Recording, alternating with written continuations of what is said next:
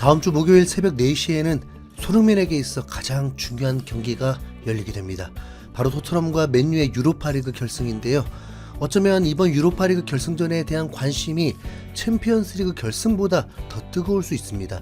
물론 대회의 급만 보면 챔피언스리그가 유로파리그보다 한 수 위인 건 맞지만 PSG와 인터밀란이 만나는 챔스 결승전보다 토트넘 맨유의 유로파 결승전이 보는 입장에서 훨씬 흥미진진하게 느껴지거든요. 만약에 이강인이 파리에서 핵심 주전으로 나와서 챔피언스리그 우승의 주역이 된다면 모를까. 솔직히 최근 이강인이 팀 내 입지가 많이 좁아서 관심은커녕 오히려 화가 날 지경입니다. 인터밀란 대신 뮌헨이 그 자리에 있었으면 그나마 한국인 소속팀 대전으로 가면서 좀 더 관심을 가져볼 수 있었을 텐데 최근 분위기만 보면 이강인은 챔스 결승전에서 경기장도 못 밟아볼 것 같은 느낌이라서 우승을 한다고 해도 실감이 안 날 것 같네요. 손흥민이 한 달 동안 부상으로 경기 출전을 못했고 한 시즌 동안 리그에서 7골밖에 넣지 못하고 팀이 리그에서 추락하면서 관심도가 급격히 줄긴 했지만 손흥민의 우승 트로피가 걸린 유로파리그 결승전만큼은 정말 중요하죠. 마침 상대로 같은 프리미어리그의 맨유라서 더 불꽃 튀는 대진이 완성됐습니다. 사실 유로파리그 16강 대진표가 나왔을 때부터 토트넘과 맨유의 결승전 얘기가 있었습니다. 서로 대진표의 반대쪽에 있었기 때문에 두 팀이 만나기 위해서는 결승전밖에 없었기에 그런 얘기가 나왔던 건데요. 토트넘과 맨유가 만날 가능성이 높아서 그랬던 게 아니라 두 팀 모두 인기가 많은 프리미어리그 소속팀이라 나온 말이었습니다. 통계 전문 매체인 옵타가 8강전을 앞두고 슈퍼컴퓨터를 통해서 예측한 확률을 보면 토트넘의 결승 진출 확률은 35.2%로 3위였고 맨유의 결승 진출 확률은 27%로 4위였습니다. 날짜를 보면 3월 14일에 한 예측인데 지금으로부터 2달 전에는 1위가 아틀레틱, 2위가 라치오로 나왔었네요. 뭔가 객관적인 데이터로만 봤을 때는 아틀레틱과 라치오가 더 강팀이었던 건데 그럴만도 한 게 토트넘과 맨유는 현재 리그에서 각각 16위, 17위로 강등권에 있기 때문입니다. 가장 최근 경기였던 지난 일요일에도 두 팀은 사이좋게 나란히 0대2로 패배하면서 강등권 순위를 지켜냈죠.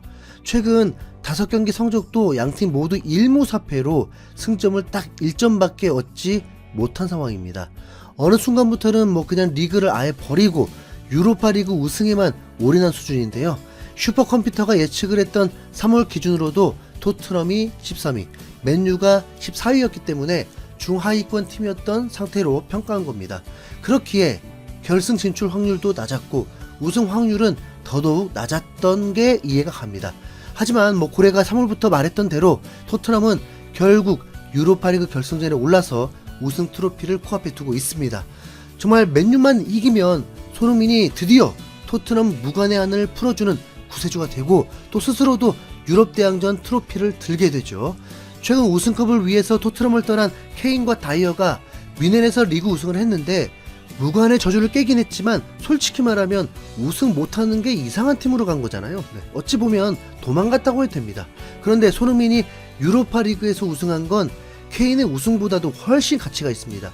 유소년 시절부터 팀이 키웠던 케인조차 결국 포기했던 토트넘의 무관 역사를 한국인인 손흥민이 깨뜨리는 거니까요.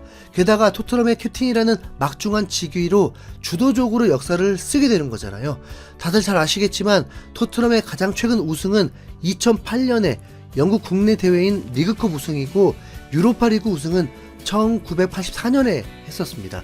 손흥민이 토트넘을 이끌고 유로파리그 우승을 하면 무려 41년 만에 유럽대항전 우승컵을 들고 토트넘의 역대 최고 선수가 될 수 있죠. 케인도 못한 걸 손흥민이 하게 되는 거니까 역대 최고라고 해도 충분합니다. 지난 크리스탈 팰리스전에서도 예상치 못하게 교체 출전으로 깜짝 등장하면서 부상에서도 빠르게 회복한 모습을 보여줬는데 그만큼 손흥민도 우승 의욕이 넘칩니다. 병법에서도 지피지기가 가장 중요하다는데 결승전에 앞서서 먼저 맨유의 분위기를 살펴보는 것도 엄청나게 중요합니다. 일단 프리미어리그에서는 토트넘이나 맨유나 모두 역대 최악이라고 할 정도로 성적이 안 좋은 건 마찬가지입니다. 이런 걸 동병상련이라고 하던가요? 그렇지만 어떤 의미에서는 맨유가 토트넘보다 분위기가 훨씬 좋지 않은 상황입니다. 어쩌면 팀킬 같은 얘기일 수도 있지만 토트넘은 뭐 어쨌든 우승한 지가 너무 오래돼서 리그에서 강등만 안 당한다면 결국에는 유로파리그 우승으로 모두 용서가 됩니다. 그러나 맨유는 최근 컵대회 우승을 이끌었던 테나 감독도 경질해버린 상황이기에 아모린 감독의 입장은 조금 다르죠. 실제 지난 주말에 또 리그에서 패배한 뒤에 아모린 감독은 인터뷰에서 이렇게 말했습니다. 지금의 감정은 정말 받아들이기 어렵다. 우린 많은 부분을 진지하게 고려해야 한다. 우리의 가장 큰 걱정은 패한 뒤에도 아무렇지 않은 분위기다.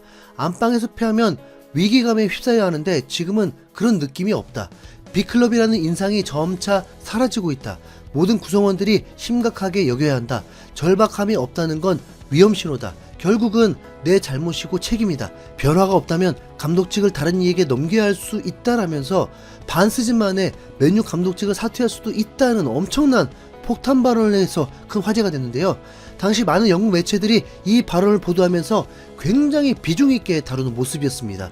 뭐 그렇다고 아모림이 맨유를 떠나고 싶다고 한 건 아닙니다. 네.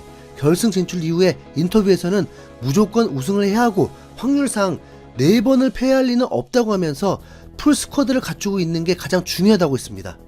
그러고 보니 2년 동안 토트넘이 맨유를 상대로 4승 1무를 했을 때를 보면 그때마다 사연이 있었습니다. 그 승리가 토트넘이 맨유를 상대로 압도적이다라고 말하기가 어렵습니다. 먼저 엔지 감독 첫 시즌 첫 번째 대결에서는 시즌 초반 모든 팀들이 토트넘 전술에 당황했던 시기였습니다. 사르의 골로 앞서 나갔고 후반 막판에 자책골까지 나오면서 이겼습니다. 내용면에서는 매우 팽팽했습니다. 그리고 후반기에는 손흥민이 없는 토트넘이었는데 원정에서 뭐 그래도 2대2로 비겼습니다. 맨유는 이미 헤매고 있었던 시기였습니다. 그리고 올 시즌 첫 번째 경기에서 깜짝 놀랄 맨유 원정에서 3대0 대승을 거뒀는데 이 경기도 사연이 있습니다. 토트넘이 선제골을 넣었다고 해서 이긴다 장담할 수 없는 경기였는데 부페의 태클을 다이렉트 퇴장으로 받고 수적 우위로 3대0 대승을 거뒀습니다.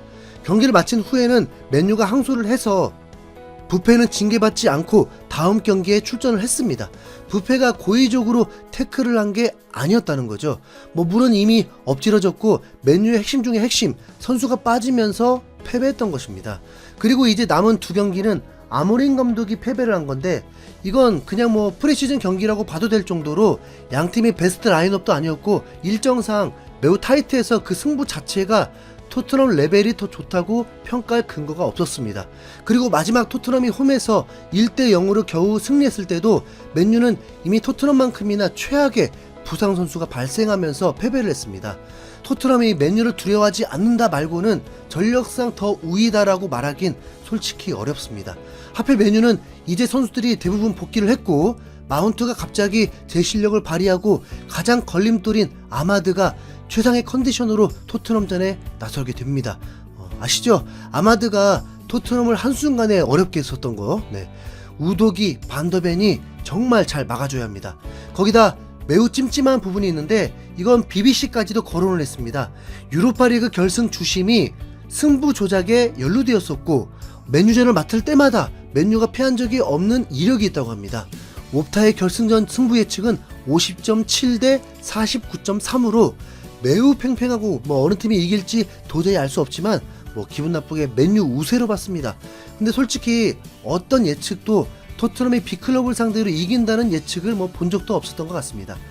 이 중요한 경기에 손흥민이 선봉장입니다. 몇몇 매체에서 풀 뜯어먹는 소리 하듯이 선발 여부에 대한 기사를 내놓던데 엔지 감독의 인터뷰에서 손흥민은 선발 100% 확실히 보였죠. 손흥민이 득점하고 우승하는 그 꿈같은 일을 과연 인생에서 목격할 수 있을까요? 네, 5월 22일 새벽 4시 경기입니다. 손흥민 파이팅!